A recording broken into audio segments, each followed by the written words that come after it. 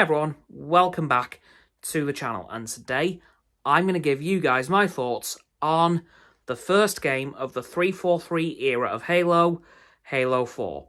And well, this game, okay, it was good. It was okay. It was not as good as the originals under Bungie, but it was definitely a good game. I will say that now, of course, as always. The music, in my opinion, was just chef's kiss. It was incredible, as always. As I've said throughout this series, you will never, ever hear me say a bad thing about the music in these games, so I'm just going to get that out of the way at the beginning of every one of these videos because it's always amazing in my opinion. And, well, gameplay-wise, this game is good. I do like how it plays, of course, following on from Halo Reach, which was the most recent released game at that point. They did bring back the running mechanic, which was sorely missed up to this point in my playthrough through the franchise, because, of course, I played in timeline order, so I played Reach first and then played the rest of the Bungie games after. And then, of course, running went away for a while, but it came back in this game, so I was very, very happy to see that back. Very sorely missed feature for me because, well, some of the enemies I found really hard to defeat, so running away was my only option at some points, but throughout most of the games, running wasn't even an option, so I was very glad to see it back in this game. Now, for me, the story is where it fell apart a bit. Don't get me wrong, it was a well-written story, really good, but I do think they missed out on something quite big. Well, it was a 4-year gap between Halo 4 and Halo 3. Almost said Halo Infinite then. That's a whole different kettle of fish. But 4-year gap between Halo 3 and 4. And, well, we find out almost nothing about that gap.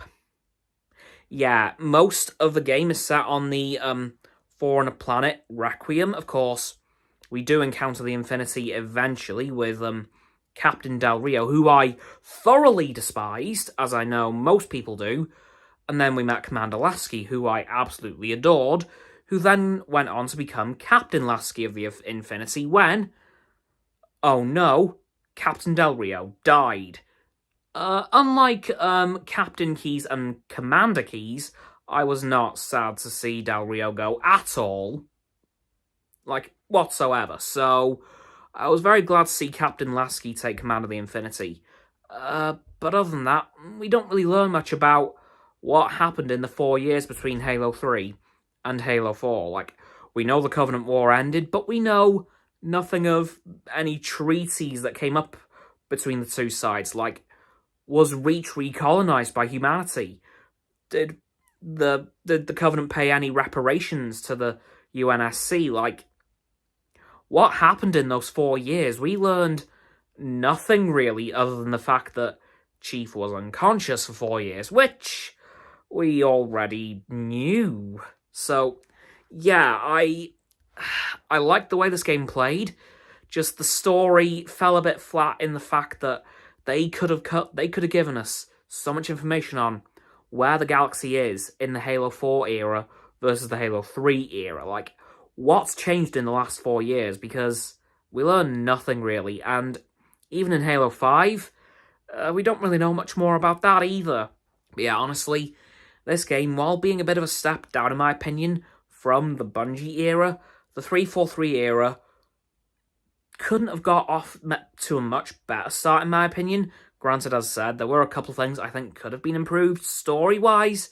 Gameplay-wise, it was pretty good. I did like it, but story-wise, I just wish we learned a bit more about what happened in the 4 years between Halo 3 and 4. And I know it's probably not just me who thinks that.